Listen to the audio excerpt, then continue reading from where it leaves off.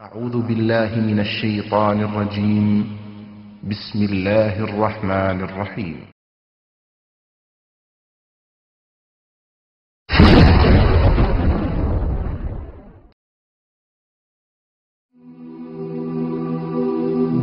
মৃত্যু এমন এক বাস্তবতা যার থেকে কেউ পলায়ন করতে পারবে না। প্রত্যেকটি প্রাণীকেই মৃত্যুর স্বাদ আস্বাদন করতে হবে। আল্লাহ তাআলা পবিত্র কালামে মাজিদে ইরশাদ করেন, কুল্লু নাফসিন যায়িকাতুল মাউত, প্রতিটি প্রাণী ওই মৃত্যুর স্বাদ আস্বাদন করবে। কুল ইন্নাল মাউতাল্লাযী তাফিররুনা মিনহু ফাইন্নাহু মুলাকীকুম, হে নবী আপনি বলে দিন, মৃত্যু যার থেকে তোমরা পলায়ন করছো সে অবশ্যই তোমাদের সাথে সাক্ষাৎ করবে। আইনামা তাকুনু ইউদরিকুমুল মাউত ওয়ালাউ কুনতুম ফি বুরুজিম মুশাইয়াদা, তোমরা যেখানেই থাকো না কেন মৃত্যু তোমাদেরকে পাকড়াও করবেই, যদিও তোমরা সূর্য দুর্গে অবস্থান করো। লিকুল্লি উম্মাতিন আজাল, ইযা জাআ আজালুহুম ফালা ইস্তাখিরুনা সাআতান ওয়ালা ইস্তাকদিমুন, প্রত্যেকটি জাতিরই মৃত্যুর জন্য একটি নির্ধারিত সময় রয়েছে। যখন সেই নির্ধারিত সময় চলে আসে তখন তার থেকে এক মুহূর্ত আগ পিছ করা হয় না। এই ক্ষণস্থায়ী পৃথিবী যাকে নিয়ে তোমরা স্বপ্ন দেখছো, এই স্বপ্নের পৃথিবীও একদিন ধ্বংস হয়ে যাবে। কিয়ামতের সময় যখন নিকটবর্তী হবে তখন আল্লাহ সুবহানাহু ওয়া তাআলা নিজের দায়িত্বপ্রাপ্ত ফেরেশতাকে সিংহায় ফুৎকার দেওয়ার আদেশ দিবেন।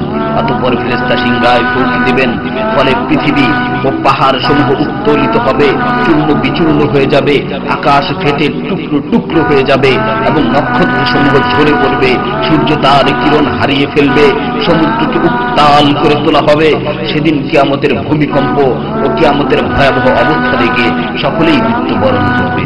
আল্লাহ তাআলা বলছেন, ইয়া আইয়ুহান নাসু ইত্তাকু রাব্বাকুম ইন্না যালযালাতাস সাআতি শাইউন আযীম يوم ترونها تذهل كل مرضعة عما رضعت وتضع كل ذات حمل حملها وترى الناس سكارى وما هم بسكارى ولكن عذاب الله شديد। হে মানুষ, তোমরা তোমাদের প্রতিপালককে ভয় করো, নিশ্চয়ই কিয়ামতের প্রকম্পন এক ভয়ঙ্কর ব্যাপার। সেদিন তোমরা দেখবে প্রত্যেক স্তন্যদানকারিণী আপন দুগ্ধপোষ্য শিশুকে ভুলে যাবে এবং প্রত্যেক গর্ভধারিণী তার গর্ভপাত করে ফেলবে। তুমি দেখবে মানুষকে পাগলের মতো, আসলে ওরা পাগল নয়, তবে আল্লাহর আযাবই হবে কঠিন। فإذا نفخ في الصور نفخة واحدة وحملت الأرض والجبال فدكتا دكة واحدة, অতঃপর যখন সিংহায় ফুঁক দেওয়া হবে একটি মাত্র ফুঁক, আর জমিন ও পর্বতমালাকে উত্তোলিত করা হবে এবং মাত্র একটি আঘাতে এগুলো চূর্ণ বিচূর্ণ হয়ে যাবে। ইযা সামাউ ফাতারাত ওয়া ইযাল কাওয়াকিবু ইনতাসারাত ওয়া ইযাল বিহারু ফুজ্জিরাত ওয়া ইযাল কুবুরু বু'সিরাত আলিমাত নাফসুম মা কদ্দামাত ওয়া আখখারাত, যখন আসমান বিদীর্ণ হবে, আসমান ফেটে টুকরো টুকরো হয়ে যাবে, আর যখন নক্ষত্রগুলো ঝরে পড়বে, আর যখন সমুদ্রগুলোকে উত্তাল করে তোলা হবে, আর যখন কবরগুলোকে উন্মোচিত করা হবে, তখন প্রত্যেকেই জানতে পারবে সে আগে কি পাঠিয়েছে এবং পরে কি পাঠিয়েছে। সেদিন কিয়ামতের ভয়াবহতায় আল্লাহ সুবহানাহু ওয়া তাআলা ব্যতীত প্রতিটি প্রাণী প্রাণ হারাবে। পবিত্র কালামে মাজিদে ইরশাদ হয়েছে, কুল্লু শাইইন হালিকুন ইল্লা ওয়াজহা, সেদিন আল্লাহর মহান সত্তা ব্যতীত প্রত্যেকটি জিনিসই ধ্বংস হয়ে যাবে।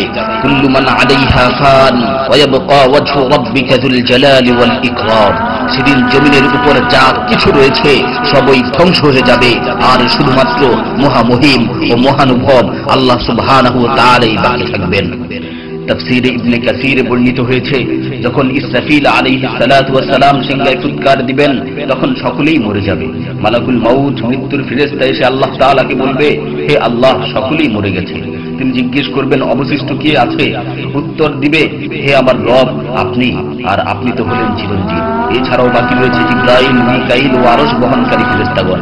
আল্লাহ তাআলা বলবেন, জিবরাইল ও মিকাইলেরও মৃত্যু হওয়া উচিত। মৃত্যুর ফেরেশতা মালাকুল মাউত বলবে, হে প্রভু, জিবরাইল ও মিকাইলও মরে গেছে। আল্লাহ তাআলা জিজ্ঞাসা করবেন, এখন আর কে বাকি আছে?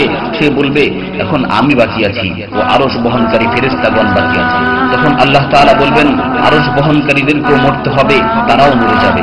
আল্লাহ তাআলা আবার জিজ্ঞাসা করবেন, এখন কে বাকি আছে? মালাকুল মাউত আজরাইল আলাইহিস সালাতু ওয়াস সালাম বলবেন, হে আমার রব, এখন আপনি বাকি আছেন এবং আমি বাকি আছি। তখন আল্লাহ তাআলা আজরাইল আলাইহিস সালাতু ওয়াস সালামকে বলবেন, তুমি তো আমার মাখলুক, সুতরাং তুমিও মরে যাও। তিনি তৎক্ষণাৎ মরে যাবেন এবং শুধুমাত্র আল্লাহ তাআলাই বাকি থাকবেন। অতঃপর আল্লাহ সুবহানাহু ওয়া তাআলা জমিনকে ভাঁজ করে ফেলবেন এবং তিনি 3 বার বলবেন, আনাল জব্বার, আনাল জব্বার, আনাল জব্বার, আমি প্রতাপশালী, আমি প্রতাপশালী, আমি প্রতাপশালী।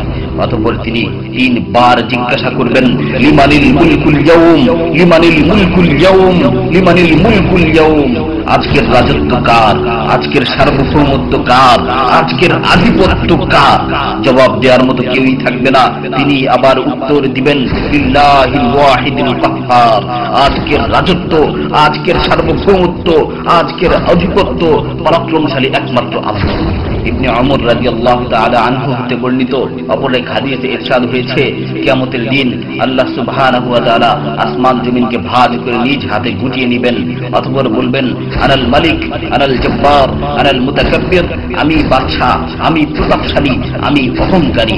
আইনা মুলুকুল আরদ, আইনাল জব্বারুন, আইনাল মুতাকাব্বিরুন, দুনিয়ার রাজা বাদশারা কোথায়, দুনিয়ার প্রতাপশালীরা কোথায়, দুনিয়ার অহংকারকারীরা কোথায়? তখন আল্লাহ তাআলা সুউচ্চ কণ্ঠে 3 বার জিজ্ঞাসা করবেন, লিমানিল মুলকুল ইয়াউম, লিমানিল মুলকুল ইয়াউম, লিমানিল মুলকুল ইয়াউম, আজকের রাজত্ব কার, আজকের সার্বভৌমত্ব কার, আজকের আধিপত্য কার? অতঃপর তিনি 3 বার উত্তর দিবেন, লিল্লাহিল ওয়াহিদিল কাহ্হার, আজকের সার্বভৌমত্ব, আজকের রাজত্ব, আজকের আধিপত্য প্রতাপশালী একমাত্র আল্লাহ সুবহানাহু ওয়া তাআলা।